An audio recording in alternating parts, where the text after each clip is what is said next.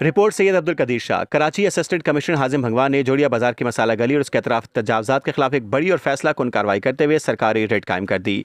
Operation के दौरान TMC incharge Shahnawaz, team member Zafar, Faisal Javed और SHO अली वारिस अपनी टीम के हमरा मौके पर मौजूद थे।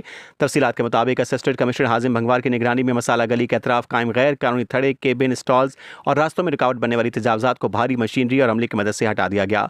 कार्रवाई के दौरान मुतअद्दिद तजावजात को मौके पर ही मिसमार कर दिया गया, जबकि दुकानदारों को सख्ती से तनबीह की गई कि सरकारी हदूद में किसी किस्म की गैर कानूनी तामीर या कब्जा हरगिज बर्दाश्त नहीं किया जाएगा। असिस्टेंट कमिश्नर हाजिम भंगवार ने इस मौके पर वाज़ेह किया कि जोड़िया बाजार शहर की अहम तिजारती शहरग है और तजावजात की वजह से शहरियों और ताजरों को शदीद मुश्किलात का सामना था। उन्होंने कहा कि सरकारी ज़मीन पर कब्जा करने वालों के खिलाफ बिला इम्तियाज़ और भरपूर कार्रवाइयाँ जारी रहेंगी और किसी किस्म का दबाव कबूल नहीं किया जाएगा।